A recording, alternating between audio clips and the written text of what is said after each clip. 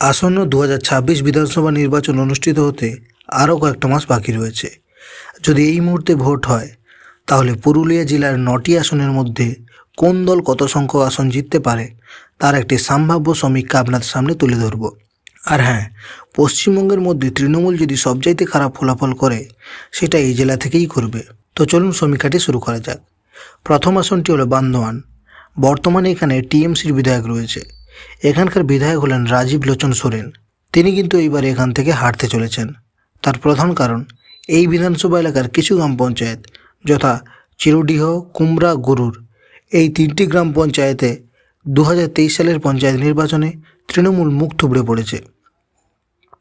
26 নির্বাচনে এই আসনটি তৃণমূলের হাত থেকে বিজেপি ছিনিয়ে নিতে পারে। এর পরের আসনটি হলো বলরামপুর। বর্তমানে এখানে বিজেপির বিধায়ক রয়েছে। এখানকার বিধায়ক হলেন বানেশ্বর মাহাতো।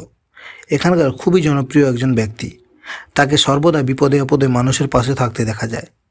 এবারে বিজেপি এখানে পুনরায় জিততে চলেছে। এর পরের আসনটি হলো বাঘমুন্ডি। এটি কিন্তু কংগ্রেসের একটি শক্ত ঘাঁটি, কিন্তু 2021 সালে কংগ্রেসের দুর্দ্বন্দ্ব প্রতাপশালী নেতা নেপাল মাহাতোকে হারিয়ে তৃণমূলের সুশান্ত মাহাতো এই আসনে জয় ছিনিয়ে নেয়। 26 নির্বাচনে কিন্তু এখানে আবারও কংগ্রেসের জয় সম্ভাবনা প্রবল রয়েছে। এই মুহূর্তে ফুল ফর্মে নেপাল মাহাতোকে এলাকায় দেখা যাচ্ছে। তিনি কিন্তু আজ থেকেই বাড়িতে গিয়ে প্রচার অভিযান চালাচ্ছে।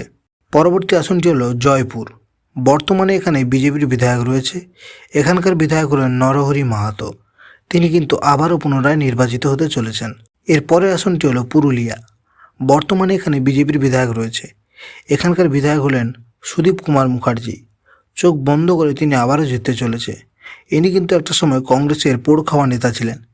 2021 সালে তিনি বিজেপিতে যোগদান করেন এবং বিজেপির প্রতীকে লড়ে জয়ী হয়।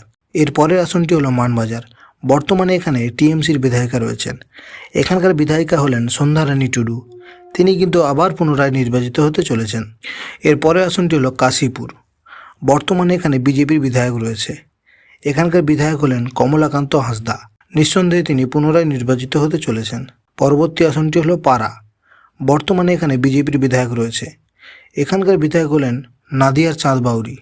2026 নির্বাচনে বিজেপি কিন্তু আবারও এই আসনটি ধরে রাখতে চলেছে। এবং অন্তিম আসনটি হলো রঘুনাথপুর।